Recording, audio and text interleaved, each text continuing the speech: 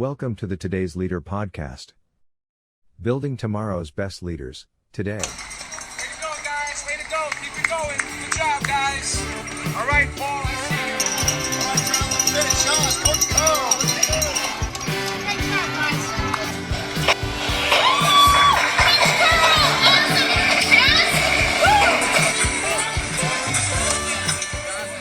And it's my pleasure to welcome to the Today's Leader podcast, Building Tomorrow's Best Leaders today, the co-founder of Mathison and the author of the book, Hiring for Diversity. Please welcome Arthur Woods. How are you, Arthur?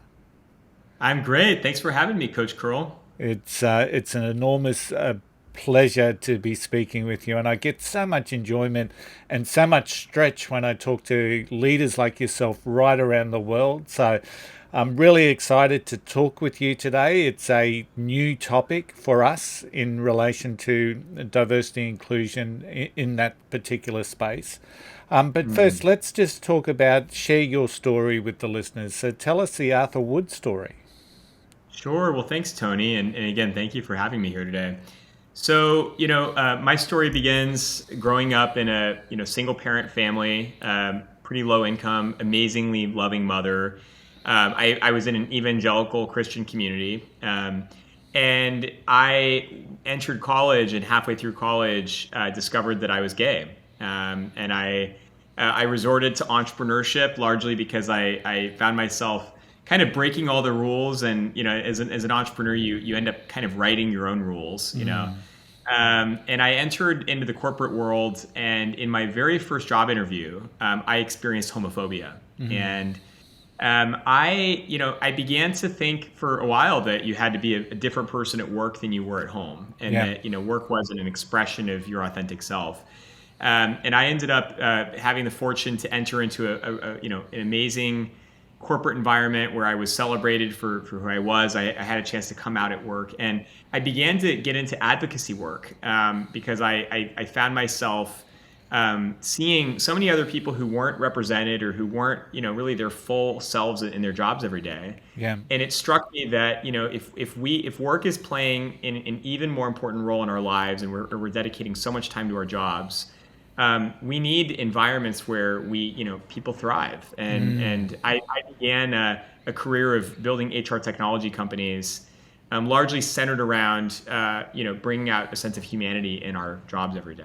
Yeah, it's interesting that you encountered that mindset, that thought process where you thought you had to be someone else at work than what you were outside. And I suppose the way we're shifting the community nowadays is that there is a great deal of work and focus being put on that where you shouldn't have to not bring yourself to work. It's not like you want to leave yourself at the front door while you go in and become whoever you're perceived to be in the workspace. How did that, how was that? I mean, I'm just thinking back through my particular career, and I never felt, in all honesty, I never felt like I couldn't be who I am, and I suppose many people would describe me as a pretty normal sort of a bloke, for want of another word.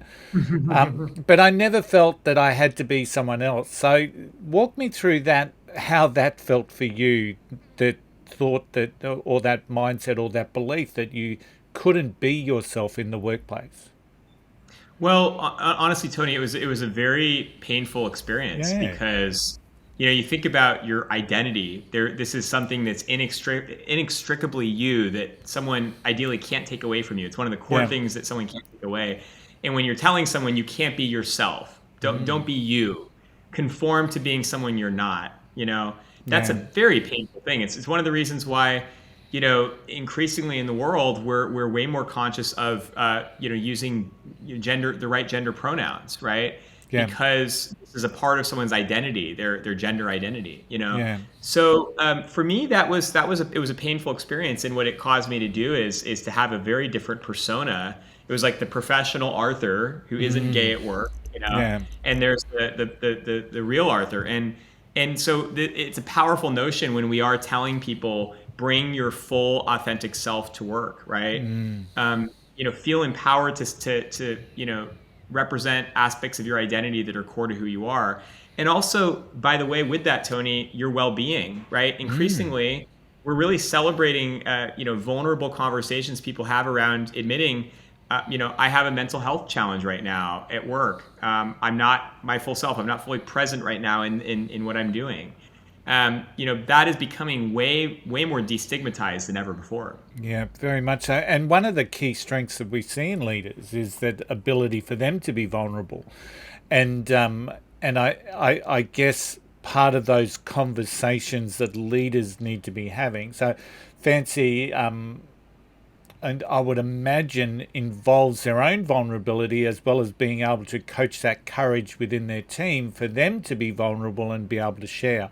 So I can understand the pain that would have brought, having to say, well, I'm different at work than what I am outside of work. And I can imagine the pain, I'm sensing that there would be almost like this capacity to devalue. Like, to me, I would have felt absolutely devalued as a person going into a workplace to have to be someone else. And what have you seen since those times? Have you seen leaders responding now and understanding, having empathy around that and embracing the fact that we want people to be their whole selves? Well, what's interesting, Tony, is I think every leader is on a different stage of the journey. We see some amazing leaders who care about the cultures of their organizations and their people, who still are afraid about, for example, there being employee resource groups, right? Where, people can organize and come together in an affinity network with other people who are underrepresented. And we see some leaders simply not aware of some communities and not necessarily sure how they should best reconcile the workplace and the outside world. And so I think, leaders, despite the best of intent, are navigating a lot of complexity right now. Yeah. And even the ones that have, again, a lot of thoughtful responses to what's happening in the world are still on their own journey to understand how to reconcile it, right? Yeah. And that's really where, for us as leaders, one of the things we first say is we never can fully understand someone else's lived experience, right? Even if we all go to classes, if we have, 1,000 conversations, we're never going to fully understand the mindset, the systemic barriers someone else has experienced, the fear that someone else might have, even in the best culture, right? And it's really, I think, for us, acknowledging that we don't know, we don't have all the answers, and being really willing to listen, and also just being willing to trust, right? When we trust the people around us to share their perspective and also to just help us know we don't know, it really creates, hopefully, the culture we're all kind of striving for. Yeah, absolutely. One of my friends that I have in my network will always talk to me about, well, I can't tell people how they think or feel. It's not my right. It's how they think or how they feel. And that always sits with me whenever I want to sit there and pass judgment on why are they doing that. Well, it's not, I don't know why they're doing that. That's them. That's the way that they think. That's the way that they feel. So from an organizational point of view, it's probably fair to say that we've taken some steps forward. There's still a way to go, of course. But in respect of an organization, where does it start within an organization, the diversity inclusion space? And you're particularly an advocate for the LGBTQ+ community. So where does an organization start taking those first steps, or do they take those first steps? Well, the first thing we recommend organizations do to take early steps is to assess where they are. You know, a lot of organizations jump straight into action or, guesswork as to what they should do without really acknowledging where they are today. So for us as a company, we've created frameworks around helping organizations gauge where they are in this journey, where their policies, programs, practices really sit. Better understand where are those gaps, where do we need to focus, And what's great about getting an assessment is there's a data-driven very kind of evidence-based approach to this work that doesn't have to feel subjective and guesswork, right? And a lot of the work to date has felt like guesswork, to be honest. From there, we really believe that we need to have intentional conversations across our leadership, but hopefully our broader organizations around what this work means to each of us. Yeah. And the more that we do that, and we really inspire people to share their personal perspectives and stories, and talk about their relationship to this work in a way that isn't simply just removed. Yeah. We start to see that organizations and leaders can really kind of create collective action around advancing this work. And I think that's really important. One of the many conversations that we've had on this podcast in relation to diversity and inclusion, specifically to minority racial groups, for example, I always look at those people that are starting to integrate themselves into leadership groups that are outside of the norm as being some of the most courageous leaders that I would want to know, because they're in an unknown space, they're leading the way in so many ways, and it's, I would imagine, once again, incredibly uncomfortable for them in navigating what may have been considered the more traditional or the more mainstream style of leadership group. I would imagine the same applies within the LGBTQ society. Those people coming out or being integrated within, based on performance and results, and I'm sure that that's really critical as well. But that takes, I would imagine, a lot of courage to be authentic within a leadership group that may not necessarily be part of your community outside of work. It's a really good point. And in general, I think it's important. One of the things that we found in general is that every leader typically has a different definition of what diversity is. Yeah. And they might have, to your point, Tony, sort of different relationships to each group. And so part of our work in our book was defining diversity across 12 plus dimensions. From the refugee and immigrant community to the disability community. And we've even created assessments that help leaders better understand what's my reach and awareness of these different communities. And we find that most of the time leaders had a fairly myopic definition of diversity.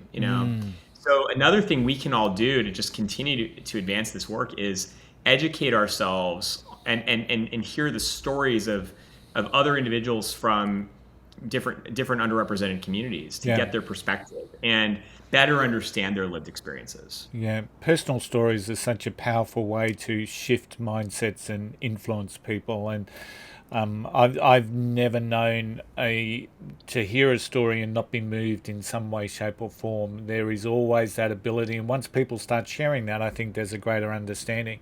So walk me through Mathison. So Mathison is a technology-based recruitment tool. Is that right? Yes. So a few years ago, before the DEI work had really taken off as powerfully as it has in the last 2 years, we started building a software company called Mathison. It's named after Alan Turing. His middle name was Mathison. Okay. And what we found, the real impetus for building the company was a lot of employers that cared about diversity and inclusion. They truly believed in the business case, the societal case for the work, but there was a big delta between their intention and their action, right? And what we found was, wow, this is largely a service-based, market that is reliant heavily only on diversity consultants. And when we look at everything that an employer wants to do, they typically want to assess their existing systems for bias and figure out where their gaps are. They'd like to expand their hiring pipeline. They'd like to figure out a way to make diversity training an ongoing effort with their teams. And typically all these things have required outside manual work or the employer left to their own devices. So we said, well, what if we could create software that centralizes a lot of these core components? A measurement system to help identify your gaps and build out your diversity strategy, a sourcing system to expand your pipeline of diverse candidates, and ongoing training for your team in these critical areas like inclusive interviewing and writing inclusive job descriptions. So we've created a software, we call it an all-in-one, DEI software, and it is meant to help the growing organization that really cares about this work actually take action on it. Yeah, excellent. Arthur, is there the aim ultimately to be in a position where we don't need diversity and inclusion policies and frameworks and procedures because it's just part of what we do? It's a really good question, Tony. I think about this a lot. In a perfect world, the DEI work is so embedded that it's second nature, and it's just pervasive in everything that we do. I think the reality is there will always be a new underrepresented, marginalized group, right? There will always be some systemic inequity, and I think we really need ongoing systems to monitor those inequities and measure how people are doing. And so while we all wish for a day when this work is so embedded, and sort of connected into what we do that it's natural. I think we're as our understanding, as our awareness of different communities expands, I think we're going to continue to need systems to just monitor what we're doing and do it better. But I'm really excited that my hope is there is, the types of things that we're working on in 10 years are vastly more advanced than the things that we're working on today, right? I'll give you one example. The nature of virtual collaboration, right? Of us now, doing an interview over Zoom when we might have previously done it in a studio in person, or collaborating with a team virtually instead of meeting people in person, has opened up a lot of new channels for accessibility, but it's also created a lot of barriers for psychological safety and for people feeling a sense of community and a sense of belonging. So I think we're going to start to see entirely new needs around gauging people's well-being, engaging their connectedness in a way that we didn't maybe need as much when people were physically working together like they were 3 years ago. So I think all these changes in our workforce and changes in the mediums with which we're working have opened up the need for kind of new pathways for work, new innovations. Yeah, good way to put it, Arthur. I guess part of what I'm thinking is that even in a perfect world, and even when we're achieving some momentum in our own careers and our own businesses, for example, there is still that need to have that refresher and reminder. So even in a perfect world where it's ingrained, it's integrated, it's part of what we do, those reminders or refresh programs would still be needed so that we don't drift off the path of what we would call inclusive behavior. So that's exactly right. So I've got a saying that everything in an organization starts with whoever's sitting in the chair. So the overall CEO, the overall general manager, managing director, whatever we're going to call that particular person, whoever's sitting in that chair in so many ways sets the tone, sets the responsibility, sets the culture within an organization. So what success stories can you share with, or a success story where the leader of the organization has been instrumental in shifting the culture of the organization in the D&I space? Yeah, well, there are a few things. I mean, first of all, I look at great organizations like Horizon Media that basically said the diversity, equity, inclusion work is not just owned by our talent team or our DEI team. It has to be everyone, right? And they created a network of subcommittees across different aspects of inclusion and equity, and they made a sort of organization-wide imperative around this work, and it has paid off. Take organizations like 23andMe that said, diversity, equity, inclusion is not just in how we hire and how we engage our teams. It's actually in how we build our products, how we engage our outside community as well, how we look at internal policies and practices. So they created these pillars for the work that have become kind of pervasive in everything they're doing. And I love that it's that the work is now manifesting in terms of how they even design their products at 23andMe, right? So, but all of this starts with the courageous action of leaders themselves. We talk about the fact that we don't partner with organizations, we partner with the leaders in these organizations. And, the work is all about having champions that truly believe and live their values and, want to take courageous steps to bring the work to life. Yeah. Yeah. And in so many organizations, I'd imagine that especially nowadays, there is a major push towards this, but there still seems to be some reluctance within individual leadership groups. So, and I guess that's going to be an ongoing challenge. We're all going to have our own beliefs, our own thought systems, our own spiritual connections, I guess, in some respects that people tend to cling on to as to why they don't embrace some of this.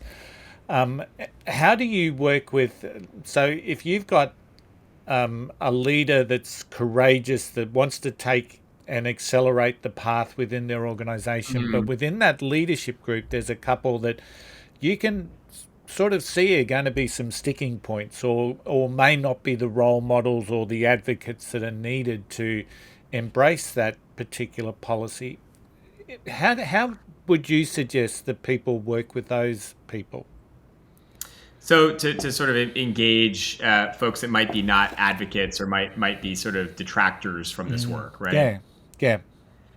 Well, Tony, the cool thing about the space and the movement in the last decade, but specifically the last few years alone, is there is a mounting business case for diversity, equity, inclusion beyond belief. I mean, take any KPI, whether it's greater performance, greater innovation, greater financial revenue, greater engagement and retention of your teams, and basically having a diverse, equitable, included workforce is basically across the board advancing these metrics, right?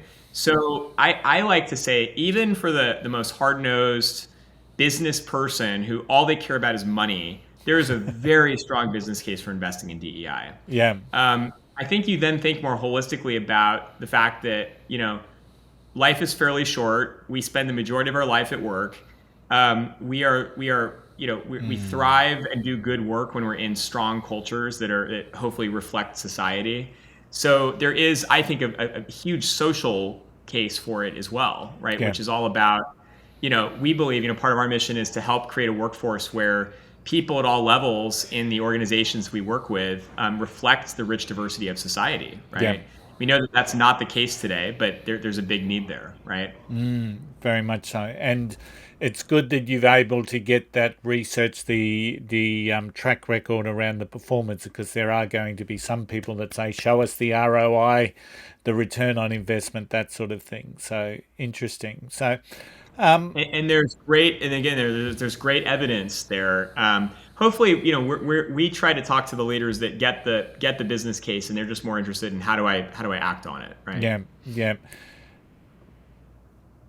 But, just in relation to the performance and the track record, I'd imagine that personal storytelling is also a key critical component in working with people that may not be the advocates, that potentially are the detractors. Is that something that you utilize as well within that organization, or is that something in terms of storytelling? Yeah. Absolutely. I mean, I just heard a really interesting statistic yesterday that, we work with a lot of great research partners, and one of our partners said that there are some new studies that have come out that have pointed out the fact that people are more likely to respond to stories than they are to data. This is really interesting. So I could throw out, 67% of candidates, say that diversity matters. Or an incredible story of a candidate who, made a call, valiant call, and that story would move someone more likely than the data. I think sometimes we think that data carries more weight, but I think in many cases data, sadly, because it's been so distorted by some channels these days, right? We've actually seen, I think the power of storytelling, of getting someone's lived experience and perspective and hearing this work come to life in a way that really moves people emotionally is is the greatest Yeah. tool that we have. I would agree with that 100%. So many people are a little bit cynical towards data nowadays, but we all connect emotionally. So I think that storytelling is an absolute foundation for any leader, to be able to embrace any sort of change, progress, or performance, or getting better results. Mhm. Arthur, who's been the inspiration for you in your journey? Great question. Tony, honestly, it's been a few folks. I mean, one is I've had some amazing mentors in my life who believed in me quite early and took a chance on me and gave me guidance and support early on.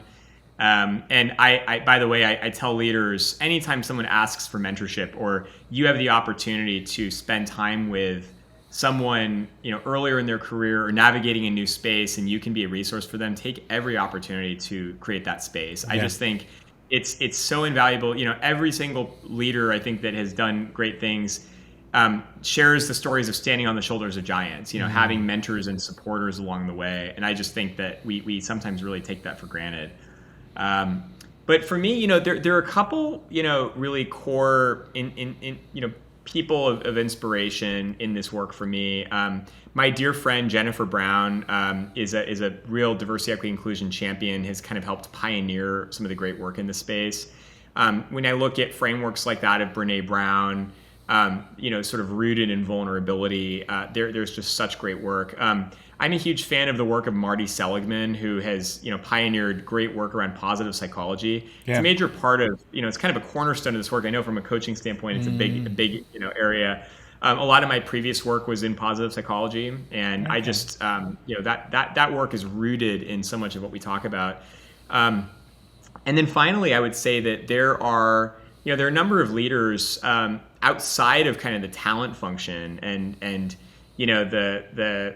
I would say the sort of HR or DEI function, some really amazing new CEOs that have just been champions of this work as allies. And, we are blessed to be able to cross paths with them. And it's great seeing them show up and, they don't even have a functional tie into this work necessarily, but they're real champions of it. And that's been a huge inspiration. Excellent. What about failure? So this journey wouldn't have been smooth sailing. It wouldn't have been starting from there and continuing up. There would have been ups, downs, peaks and troughs, days that you're feeling like we're finally getting there, and then other days where you potentially want to throw your hands up in the air and say, what's going on? Talk about your relationship with failure.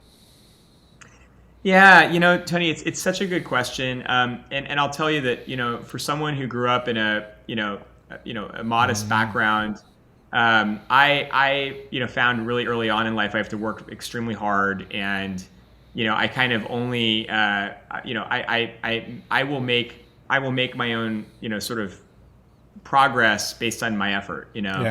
And for many parts of my life, I've put a career, professional success up on a pedestal as what matters most.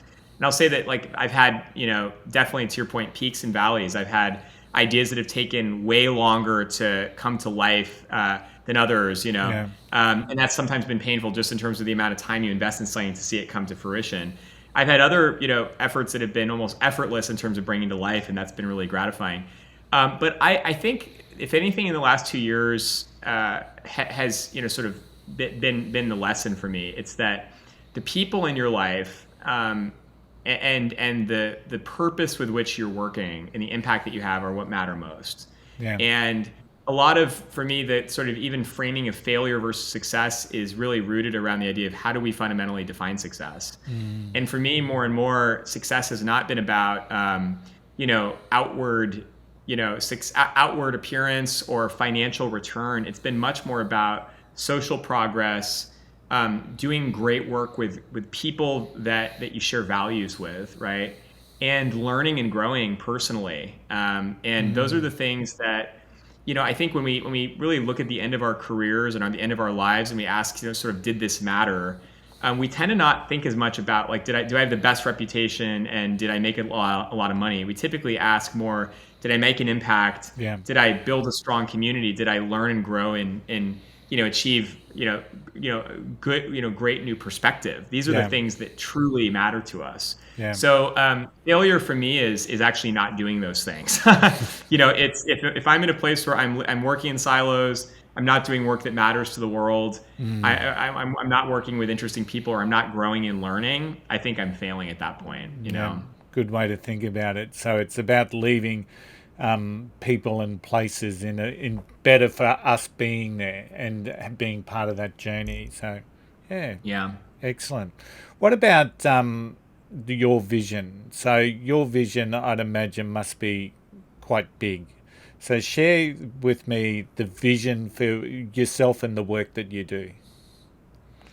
Yeah, so it's a really good question, Tony. I mean, the future vision for us and for our work is to help organizations that are not making enough progress on diversity, equity, inclusion to have everything they need in terms of the insights, knowledge, and support to go from identifying a gap to actually taking action on it. And so many organizations, so many leaders lament that they are not doing enough. They're not making enough progress. It's taking too long. So we really believe that technology can play a role in helping organizations take action, and bring their communities along in the effort to not do this work in silos, to not do it, in a sequestered environment in their organizations. So that's our big goal, and we are, really, we're of the belief that knowledge is power. What you measure is what you can manage. You can't manage what you can't measure. So I personally get really excited about helping pioneer new metrics for organizations, because I really believe that like leaders today have the best of intentions, but without the right knowledge and insights as to where the needs exist, left to their own devices, many leaders don't take action. So the moment we can create responsive organizations that are aware of their needs and have the tools to take action on them, I think we're going to see a lot more action happening. Excellent. So how can people connect with you, Arthur? Yes, Tony. So folks can find us at mathison.io, mathison.io, and they can learn about our book at hiringfordiversity.com. Connect with me on LinkedIn and Twitter at Arthur Woods. And we have, a vibrant community. We do ongoing events. We have all kinds of great resources folks can access. So we hope that folks can join us and be part of the conversation. Excellent. And I'll make sure all of those links are in the show notes. Arthur, it's been a real pleasure speaking with you today.